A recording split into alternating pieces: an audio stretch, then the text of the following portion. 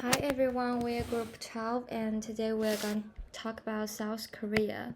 As you can see, South Korea is a divided nation, an East Asian nation on the southern half of Korean peninsula, and compressed modernity can describe this country, which means rapid industrialization, democratization, and globalization since the 1960s, and it creating a high-pressure meritocratic society. 6334 single letter system in Korea school system, which means 6 years in elementary schools, 3 years in middle schools, 3 years in high schools, and 4 years in university. Elementary and middle schools are compulsory education, and key exam there is college scholastic ability test, which also can be called Sunan. And Sky universities are really famous in this country, which they are Seoul National, Korea University, Yonsei University. Education in South Korea. South Korea's modern education system was rapidly developed after the Korean War. At that time, there was a strong national drive to rebuild the economy and improve social mobility, and education was seen as the key to achieving both.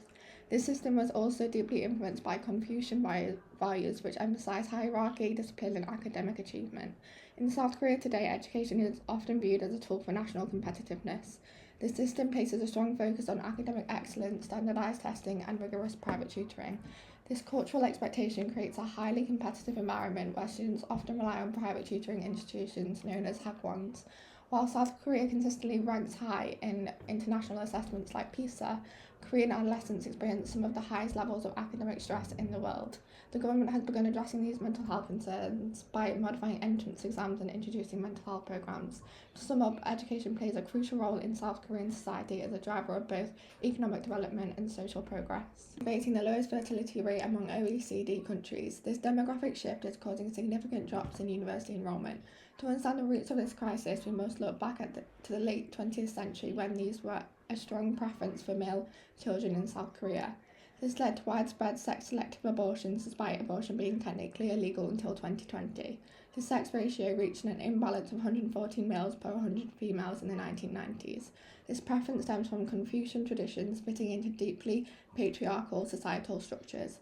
Ultimately, South Korea's low fertility rate isn't just a population issue, it's a major factor disrupting higher education, prompting the government to rethink policy planning and resource allocation. Social class is also important for education. Firstly, let's look at the mechanism of stratification. For public schools, they relate to the high school equalization policy, which uses random assignment, has been implemented to reduce socioeconomic status segregation. SES is a standard index to measure economic status based on variables such as income, education, and resources. However, it limits choice in school selection. And for private schools, elite institutions might charge around $6,000 per year tuition, which might prioritize affluent families. For private tutorial, 80% of all students attend private tutorials like hagwons. The higher household income level brings the higher education expenditure.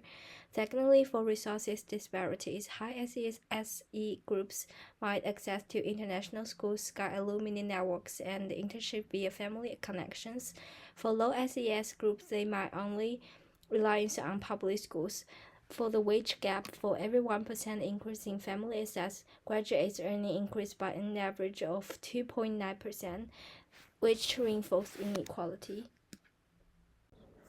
In South Korea, education has long been centrally governed by the Ministry of Education, which controls curricular exams and teacher training. This strong centralization was originally designed to support rapid industrialization and national stability after the Korean War. During the authoritarian era from the 1960s to the 1980s, the government expanded education to fuel economic growth with a focus on discipline, nationalism, and technical skills. After democratization in the late 1980s, public demand shifted toward educational equity and student well-being.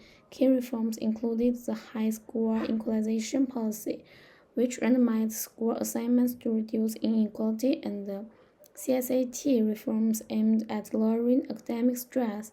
Additionally, internationalization policies promoted English education and overseas study opportunities. Today, education remains a tool for national competitiveness, but there is also a growing focus on mental health support for students.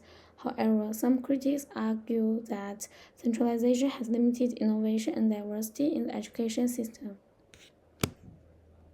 To early 1970s, South Korea's economy focused on labor-intensive light industry.